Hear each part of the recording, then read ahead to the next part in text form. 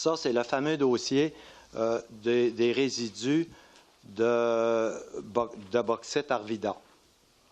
Ici, avant qu'on prenne la résolution, j'aimerais vous donner quelques explications sur le voyage que j'ai fait et également sur les relations avec Rio Tinto. Les gens connaissent le dossier, je pense, d'une façon générale.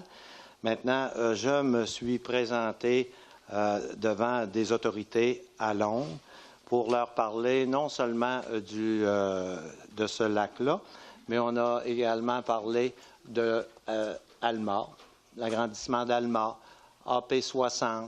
On a parlé des relations avec les syndicats qui me semblaient, en tout cas je leur ai répété que l'attitude avait bien changé depuis une dizaine d'années.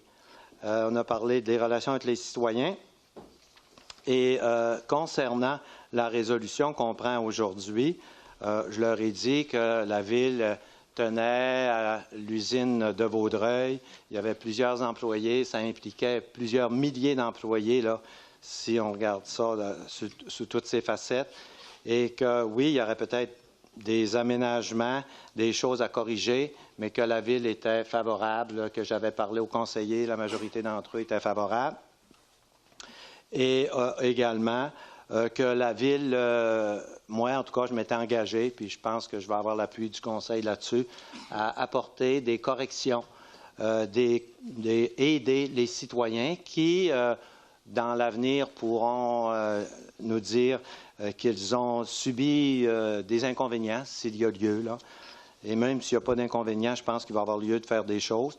Je leur ai dit que le député fédéral, M. Lemieux était parfaitement d'accord avec moi, qu'on avait des élections actuellement, on n'avait pas de député à Chicoutimi, mais que j'allais interpeller le provincial. Également, j'ai rencontré, avant de partir, la direction de Rio Tinto ici à Saguenay. Et quand j'ai dit ça à M.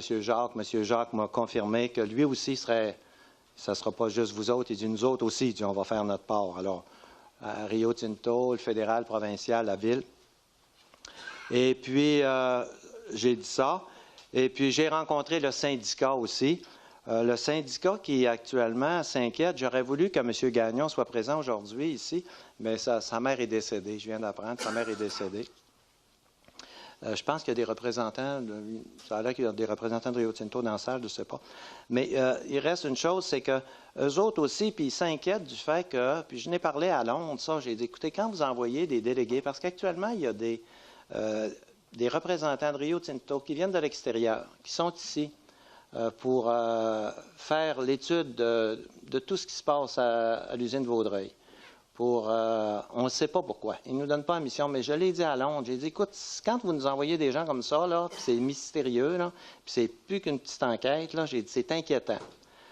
Là, ils m'ont expliqué qu'effectivement, avec ce qui se passe en Chine, ce qui se passe partout, eux autres aussi s'inquiètent, puis tout ça. Alors, puis quand on a parlé de leurs projets en général, ils ont dit, écoute, nous autres, là, des projets, ils nous en ont présentés de partout à travers le monde. On prend les plus intéressants. Oui, mais j'ai dit, l'usine Vaudreuil, c'est quand même une activité économique qui est payante. L'usine Vaudreuil, c'est rentable. Là-dessus, il m'a répondu, tous les projets qui nous sont présentés sont rentables. Alors, eux autres, c'est ça. Alors, il n'a pas donné de réponse officielle, là, mais c'était quand même, il n'a pas non plus dit, c'est sûr qu'on va la garder ouverte. Alors, vous savez qu'on a parlé avec bien du monde, ça ne fait que commencer, mais eux autres voulaient dézoner, je vous l'ai apporté là, parce que je pense qu'il y a des conseillers qui ne l'ont peut-être pas vu. La partie qui est verte pâle ici, c'est tout le terrain de Rio Tinto qui est destiné à recevoir les résidus. Alors, toute cette partie verte pâle-là, c'est destiné à recevoir les résidus de bauxite. Maintenant, ils ont demandé de faire dézoner tout ça. Alors, on a regardé ça et effectivement, ce que la Ville propose et ce qu'ils acceptent. Hein, j'ai eu la confirmation samedi. Nous, on dit non. Ça, là, c'est trop grand. Vous n'avez pas besoin de tout. On va se garder une zone tampon importante. Ici, là, ça ne compte pas parce que c'est déjà Rio Tinto, mais entre les résidences. Vous n'aurez pas le droit d'excéder ça. Et il accepte. Alors, encore Québec m'a appelé ce matin. Samedi, j'ai parlé avec M. Étienne Jacques. Il dit, on accepte ça. On accepte que ce soit moins grand que ce qu'on avait prévu, parce qu'en fait, il n'avait peut-être prévu plus grand qu'il faut. Alors, ça, c'est accepté par... Alors, ce qu'on fait aujourd'hui, c'est une première étape, c'est le dézonage. Alors, on dézone cette partie-là. Celle-là, ça demeure récréatif, mais toute la partie qui est ici, là, va être dézonée. C'est une première étape. Par la suite, les consultations vont suivre, puis les démarches vont suivre. Alors, avant de prendre la proposition, s'il y a des questions, ça me fait plaisir. Allez-y, Mme Dufault. Je voulais juste savoir, en mètres, c'est combien la zone qui est conservée?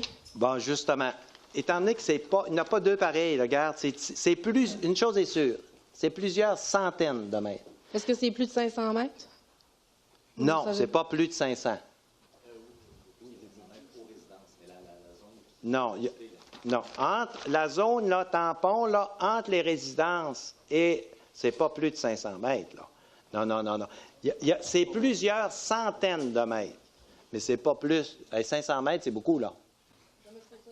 Je voulais savoir, parce qu'on a le plan, mais je veux dire, il n'y a pas de... Non, il n'y en a pas. Regarde, il n'y a pas deux pareils. Il n'y en a pas deux pareils. Mais entre les résidences, vous n'avez pas le chiffre, non, là? Je sais que c'est plusieurs centaines de mètres, mais de toute façon, regarde, c'est différent partout. Je vois le directeur de l'urbanisme, est-ce qu'il sait, la mesure? Non, il ne sait pas. J'ai demandé un matin. Et il va vous le confirmer. C'est lui qui m'a... La réponse que je vous donne, c'est celle-là qu'il a donnée. C'est un premier projet, là. Hein? C'est un premier, là. Il y a toutes les étapes qui s'en viennent par la suite. Mais aussi, Rio Tinto me demande une chose.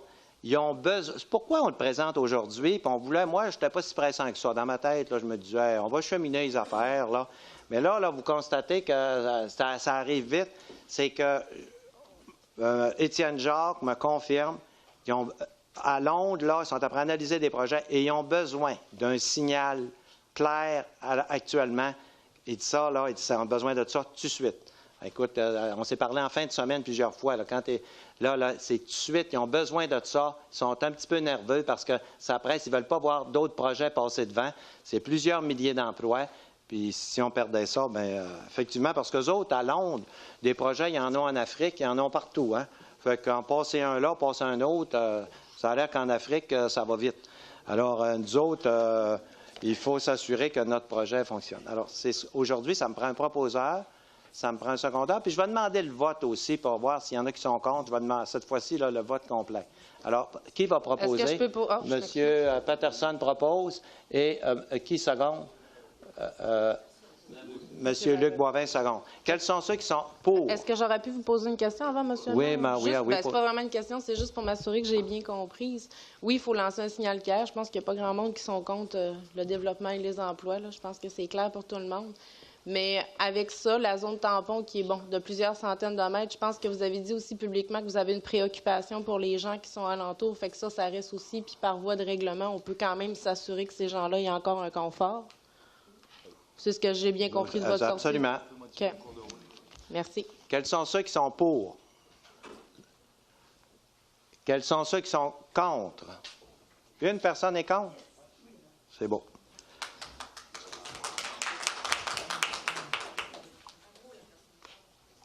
Alors, on va passer tout de suite. Moi, personnellement, c'est mon vote. Là, c'est passé, là. Les questions, c'est avant. Peux-tu dire un commentaire quand même? Moi, personnellement, c'est mon vote le plus déchirant. C'est dans mon coin, mais j'espère qu'on va suivre ça et qu'on ne laissera pas tomber nos citoyens. C'est tout du monde dans mon coin. C'est beau. Merci. Bonjour, Mesdames, Messieurs, conseillers, conseillères, Monsieur le maire, Frédéric Gagnon, résident de la ceinture du Boisé panoramique. Ma question se passe en deux phases. Elle consiste en rapport au changement de zonage. Je voudrais savoir, est-ce que vous avez les informations sur les impacts pour le bruit, l'environnement, la santé du projet de nouveau lac de bauxite de Vaudreuil? Il va y avoir des auditions. Là, la démarche commence. Là. Vous allez avoir la chance d'être entendu puis d'avoir toutes ces informations-là. D'accord. Alors, je me demande pourquoi est-ce qu'on va de l'avant tout de suite avec le projet tant qu'on n'a pas déjà les résultats de la table de travail, de travail mixte qui est instaurée par Rio Tinto pour justement bonifier le projet, ainsi que aussi les résultats les recommandations du CCU Et aussi les études indépendantes. Est-ce qu'il y a des études indépendantes qui sont déjà mises en œuvre? Parce que s'il n'y a pas d'études indépendantes déjà mises en œuvre et qu'on parle d'aller d'avant avec le projet, pas ça le prend ministère de l'Environnement, laisse pas passer. Mais moi, ce que je vais vous dire, la raison pour laquelle je vais vite, puis c'est ça, moi-même, là, je trouvais que c'était vite là, de présenter ça aujourd'hui, parce que, en fait, on entend dire que c'est en 2020 seulement là, que ça va. Sauf qu'on m'informe que ça prend un signal rapide. Il y a des décisions qui se prennent, hein? Puis à un moment donné, quand tu n'es pas là, tu n'es pas là. Actuellement, là, ça fait partie de l'équation. Ça prend un signal rapide de la Ville à l'effet que la Ville ne mettra pas de bâton dans les roues. Alors, c'est pour ça qu'on va aussi vite que ça. Mais tout le reste va suivre. Là, la démarche, elle ne fait que commencer, là. Je comprends, puis je suis vraiment content que la Ville mette de l'importance aux besoins de ses citoyens. Moi, je suis père de famille, j'ai 2 enfants. Inquiétez-vous pas, on ne vous laissera pas tomber. C'est très important pour moi, puis c'est très important pour beaucoup de gens. On parle de 6 000 maisons autour. Alors, je vous remercie beaucoup pour cet aspect-là. Inquiétez-vous pas, je vous le dis, là, puis enregistrez-moi. Parfait. Bonjour, madame. Oui, bonjour, M. le maire. Bonjour, les conseillers. Mon nom est Diane Brassard du secteur Côte-Réserve. Je voudrais faire part de mes inquiétudes concernant les impacts sur la santé du projet Vaudreuil au-delà de 2022. Plus précisément, les émissions de poussière fine dans l'atmosphère. Les résidus de bauxite, on le sait, qui sont maintenant asséchés à 75 %. C'est un nouveau procédé de filtration industrielle. C'est plus des boues, c'est de la poussière. Quand on regarde ce qui se passe à Gardanne, en France, où la compagnie Alteo utilise le même procédé industriel depuis 10 ans, il y a lieu de s'inquiéter. Les résidents là-bas rapportent la présence de beaucoup de poussière rouge sur leur terrain et un nombre inquiétant de cancers. Des études indépendantes ont montré un taux de radioactivité sur le site d'entreposage de résidus de bauxite à Gardanne.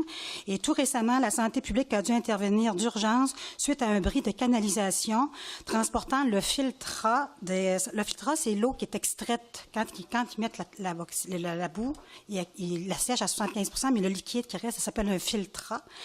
Il a contaminé 35 hectares.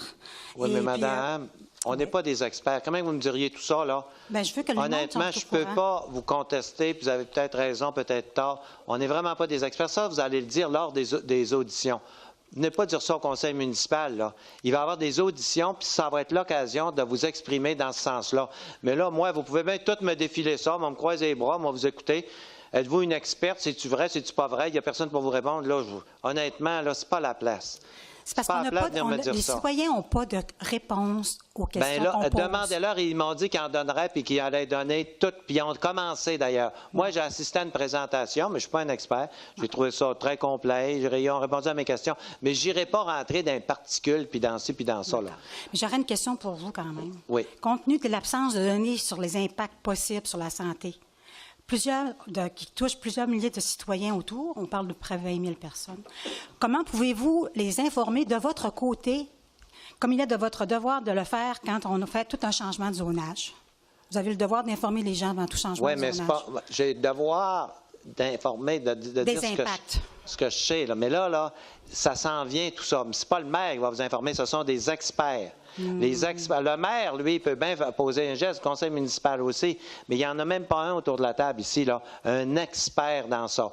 Vous allez poser des questions, ils vont répondre à vos questions, ils vont donner des arguments, puis comme tous les dossiers environnementaux, ça va évoluer. Mais là, demandez-moi pas ça à moi, là, même si j'arrivais puis je faisais mon Joe connaissant, là, puis que je vous disais, voici, ça se passe de même, puis c'est pas vrai. Puis moi, ils m'ont dit qu'il n'y avait pas de pollution. Bon, mais là, moi, même si c'est moi qui vous le dis, ça vaut pas cher parce que je connais pas ça. Alors, vous aurez l'occasion de vous exprimer, madame. Et moi, ce que je peux faire, par exemple, je peux dire que quand les inconvénients vont être déterminés, j'ai parlé à M. Denis Lemieux, je vais parler au niveau député provincial, la Ville, j'ai parlé à Rio Tinto. Je ne laisserai pas mes citoyens dans l'abandon. Ça, je vous le dis. On aimerait ça que ce soit des études indépendantes de Rio Tinto. Bien là, il va en avoir des études, mais là... D'accord. Okay. Parce que là, c'est toujours le promoteur qui dit qu'il n'y en a pas de problème. Okay. Ils répondent à aucune de mes questions sur leur site, en passant. Merci. Bonjour, monsieur. Mon nom est Michel Jean. J'habite la rue de Bois-de-Boulogne, à Chicoutimi.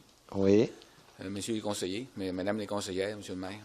Dans le cadre du projet de dépotoir de Bourrouge RTA, que RTA désire implanter dans le boisé panoramique, le comité pour un Vaudreuil durable a demandé à RTA d'étudier une alternative qui n'est pas celle publiée par RTA et qui consiste, grosso modo, à transporter les rebuts dans un endroit plus éloigné qui serait plus acceptable socialement. Cette alternative a été présentée au comité d'arrondissement de Chicoutimi et de Jonquière dans les dernières semaines et a été très bien accueillie, je crois. Lors de la dernière réunion du comité de travail mixte avec RTA, nous avons transmis une évaluation de coûts préliminaire de celle-ci, que les conseillers, M. Tremblay et M. Dufour et M. Tremblay ont en main. Les coûts associés à cette alternative sont tout à fait acceptables et permettraient la survie de l'usine Vaudreuil tout en sauvant le boisier panoramique. Vous comprendrez que nous n'avons pas les ressources que RTA a à sa disposition pour effectuer les analyses et les évaluations techniques plus approfondies, et que celles-ci devraient être étudiées de façon plus détaillée. Nous vous demandons, avant d'octroyer le changement de zonage demandé par RTA, qu'ils analysent sérieusement cette alternative, qu'ils nous en transmettent le détail et que Ville-Saguenay soit partie prenante à trouver des solutions aux problèmes administratifs qui surgiront, comme en achetant des terrains pour RTA et en les échangeant contre les terrains du boisier panoramique, qui seraient par le fait même sauvés pour les générations futures. Merci. J'en ai parlé de ça avec eux. Ils me disent, c'est sûr que c'est pas rentable, le projet n'est pas faisable. C'est ce qu'ils m'ont dit, là. Mais là, je ne veux pas en faire une discussion, je ne connais pas ça. Est-ce que je peux répondre à votre argument? Non, c'est à leur argument, c'est pas bien. Moi, je vous dis juste qu'ils ont répondu, mais eux autres, vous allez avoir l'occasion d'y aller, puis d'aller discuter avec eux autres. Parce que moi, monsieur, là, j'avoue mon ignorance. Oui. Moi, là, je leur ai demandé, parce que je ne le savais pas, est-ce que c'est possible de transporter ça par train, tout ça? Ils ont dit, c'est impossible, c'est infaisable. Maintenant, moi, là, argumentez pas ça avec moi, je ne le sais pas. Je ne sais pas. Alors, je souhaiterais que vous alliez avec eux autres argumenter, puis c'est ce qui va se faire au cours des prochains mois. Monsieur, dans le comité mixte, la question numéro 21 du dernière réunion, on a demandé est-ce que vous avez étudié d'autres alternatives que les 9 montrées sur le site. Ils ont dit non. Donc, le transport par train, ils ne l'ont pas étudié, monsieur le maire. Ça, c'est RTA qui l'a dit. Regardez la question 21, monsieur Dufour et M. Tremblay. Bon, on va aller plus en profondeur. Ce qu'on vous demande, c'est de demander-leur qu'ils produisent cette étude. Là, ils vous disent que c'est astronomique comme coût, mais qu'ils nous la produisent. Peut-être que ce n'est pas si astronomique que ça. C'est tout ce que je vous demande, c'est de leur demander les études, M. le maire. Bien, moi, je leur ai dit une chose. J'ai dit, écoute, il y a des alternatives qui vous ont été présentées, puis ça a l'air que... Là, ça va vous dire exactement ce qu'ils m'ont répondu, là. Ils m'ont répondu, écoute, pensez-vous que nous autres qui gèrent des sites d'aluminium partout dans le monde, on ne connaît pas ça, là? Vous êtes après me dire ça, là, que nous autres, là, on attend après vos suggestions, puis on ne connaît pas. C'est ça qu'ils m'ont répondu. Oui. Mais là, je ne vous dis pas que vous avez raison, là, de venir, puis de poser des questions, puis de proposer des alternatives, c'est correct, ça.